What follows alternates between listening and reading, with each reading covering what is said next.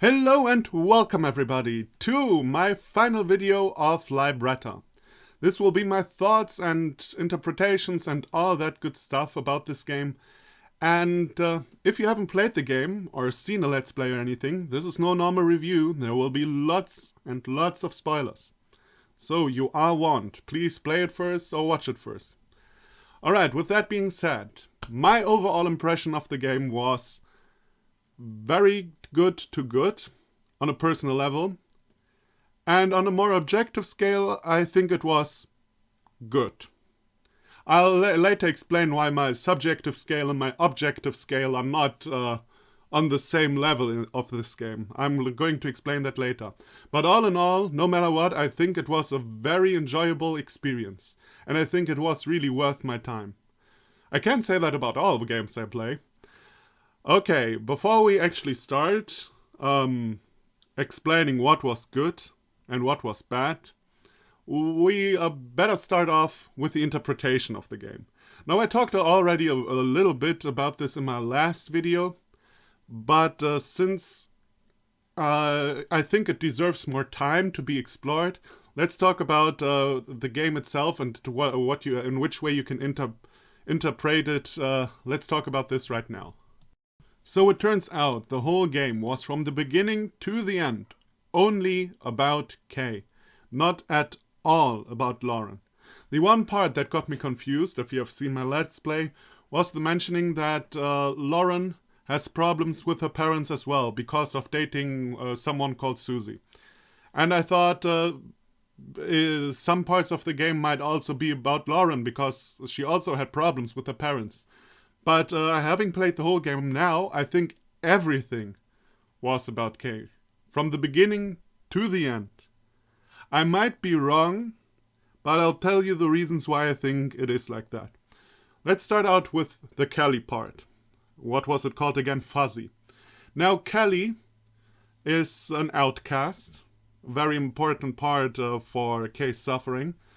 Also, she had problems talking to her parents. Also a very important part of Kay's story. And I'm not too sure about the cook dream though, what that had to do with anything. Maybe trying to reach something that is not in reach or something like that. I'm not too sure. But at least two very important aspects of Kay are in Kelly. Also, Kay, Kelly, both start with a K. As does the next person in the next world, in the mirror world. Mick, or his mirror world persona, Kim. Now, Mick is in the normal world, a boy, obviously. But in a mirror world, he's a girl. Setting up the whole transgender aspect of the story. Now, at that point of time in the mirror world, we did not yet know that the game is about a sister at all. I'm going to talk later about the fact if this is good or bad. But for now, let's just accept how it is. And even though we didn't know, it was pretty clear that all of that is kind of going into the transgender direction. Because Mick didn't feel well in the world he is. He felt like he didn't belong, but in a parallel world. And in the parallel world, he was a girl. So he didn't feel okay with his gender, with the lack of the better words. By the way, if I say something insensitive, that is only because English is not my mother tongue. I can be politically correct in German. In English, I'm not, 100% sure if I'm always politically correct. So forgive me if I say something insensitive or something like that. It is not meant to be. I think you should accept all human beings the way they are and the way they want to be. You know what I mean? So, yeah, that obviously indicates that also the Mick Kim part is part of Kay's story. Because in the end it was mentioned that Lauren found out she had a sister. So obviously before she didn't know. And I don't think this is about she found a lost sister or anything. And then what also makes sense in the end is the whole stealing clothes aspect, because Kay probably stole clothes from her sister. So, and that was apparently not okay. Well, she didn't steal it, she did take them, you know. And that was obviously not okay, at least in the eyes of many people. That also indicates that Kay was not a girl from the beginning, if you know what I mean. So, that is the main part of the interpretation of this game. From the beginning, it all set up the transgender theme. And in the end, you kind of could see where the problems were. You could see how much Kelly and Mick suffered. Although Mick could have been written better, but you know, just saying. You could see how Kelly and Mick suffered. And that set up for the final girl, Camille was her name, which turned out to be Kay herself, I guess. And you could kind of feel with her as soon as you got that she isn't just an unlikable bitch.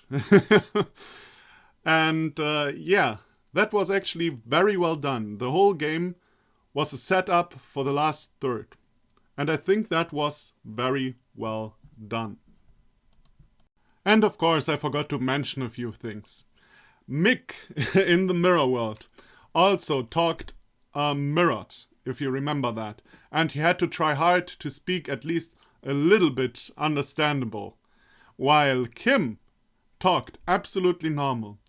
So that also indicates that Mick is like a persona that has to try hard to fit in, while Kim is the way, the actual character. Kim is the actual person, while Mick is a facade, if you know where I'm coming from. What I'm not 100% certain about is the aspect of the twins in the interpretation. So, the twins had to lie to their parents. But, you know, they were kind of forced to, was the story.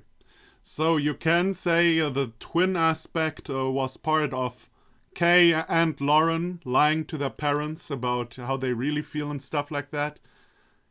But except for that, did that mean anything else? If so, I didn't get it. Maybe that Lauren and Kay are twins. I don't know about that, but you know. So I think that is all. Now I didn't forget anything, and if I forgot anything, I'll mention it later. So let's get to the positive and negative aspects of the game. Let's start out with the negative ones, so we'll have the positive ones for the end of the video. Now my main problem with the game was the thing I already mentioned. Was it really necessary that Lauren has a similar problem to Kay? I understand why you would do that. You want Kay to look up to her sister who fights the fight, although she doesn't really. I mean, she didn't tell her parents that she dated Susie, I think, if I remember correctly. But, you know, Lauren seemed stronger than Kay and seemed to have a bit more willpower. And Kay should, you know, look up to her sister who can make wishes true and yada yada yada. I see why you would put that into the game, but because the problems were both of, you know, kind of a sexuality matter, let's call it like that, it got me really confused. It really confused me. And I think that was a bit unnecessary. The next thing I want to talk about are the puzzles. While there were a lot of puzzles I actually very much enjoyed, in World 2 and 3 there were a few that I think were not all that good. For example, the one with the scale. I have yet to understand why putting stuff on the scale to the right or to the left opened any doors. I mean, if you just try and error, you find it out, but I don't know how else you would have gotten that. And the next the one puzzle I really hate was the one with the water. I think the water puzzle was bullshit. The water puzzle was really bullshit. Now, as mentioned during the Let's Play itself, if it threw you out, like after 5 minutes of trying or something, but I was sitting there for 20 minutes and I couldn't get it right, because you weren't supposed to. So that wasn't that great, I personally think. Another negative aspect, let me think. There's actually not too much I want to complain about. As mentioned, I enjoyed the game very much. I think the mirror world was a little bit too big overall, and because often you didn't know for 100% what you need to do, I often ran around in the mirror world and in the normal world, back and forth, and that did take me a lot of time. So either make the hints a bit more straightforward, or on the other hand, make the world a little bit smaller. One or the other, I guess. Yeah, I think I'm through with the negative things now. So, let's talk about the positive things. Now let's get the best thing about the game out right now, because I really feel the need to talk about it. The story was very, very good. And I'm not even willed to accept any different opinions on it, because the story was very, very good.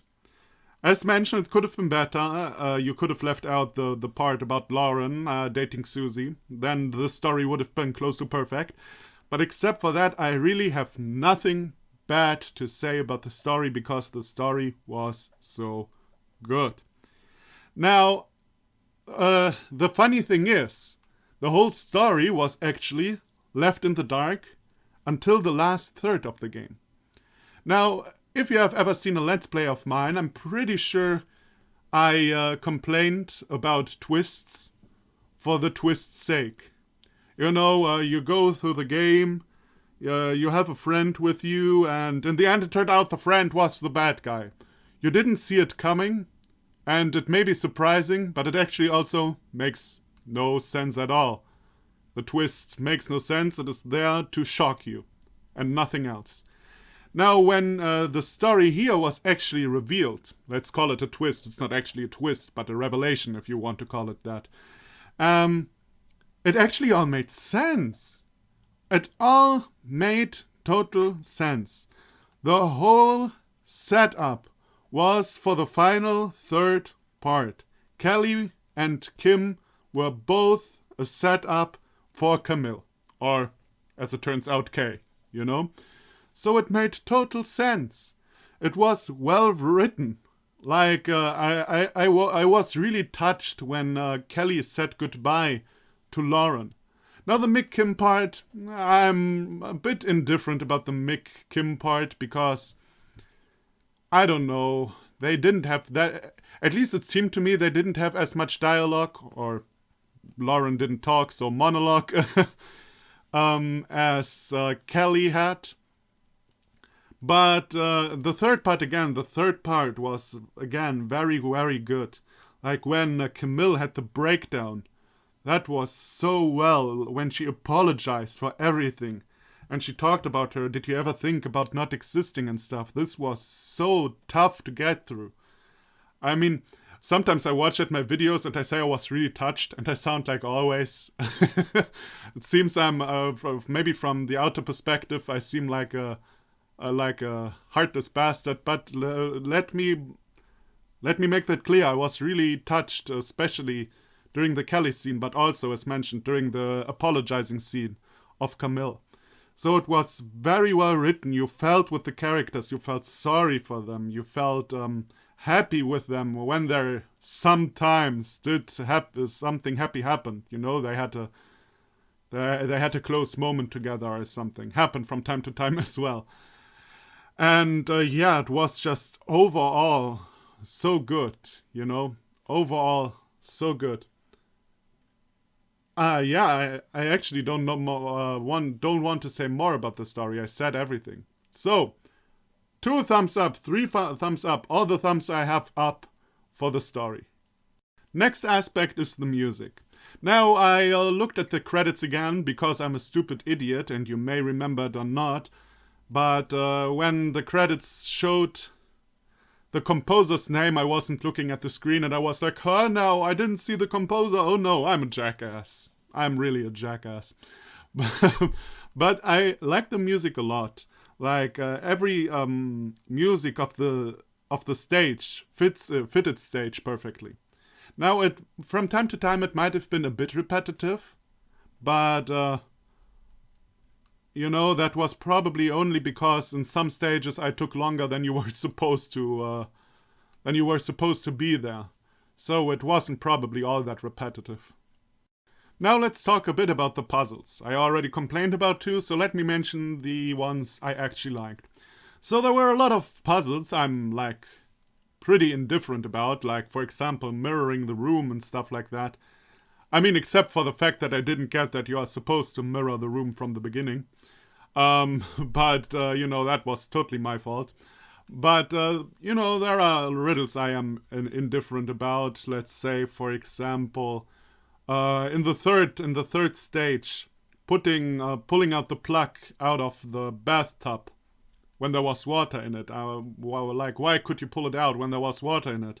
And then, of course, the wordplay, the plug for the hair dryer. I mean, okay.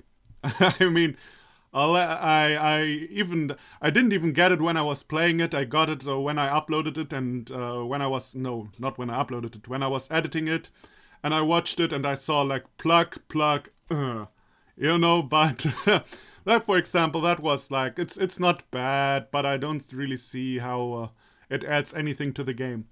But you know, I'm neutral about these. But there were also some pretty great puzzles. For example, actually the best puzzles were all in the first world, or in the fuzzy part of the game. The hot-cold book, where you had to cross the sliding area.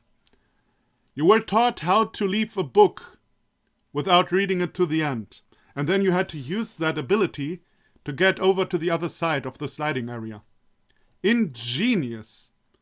The part where you had to follow the map, like go 3 steps right, go 4 steps up and stuff like that. But you were told, don't always go the way everyone goes. You know how everyone ended up if they're not still here anymore. That was also very intelligent. Very intelligent. Which else was good? I know I liked another one very much. In this world, let me think about it for a second. Oh yeah, the seasons with the tree. That was also very entertaining, right?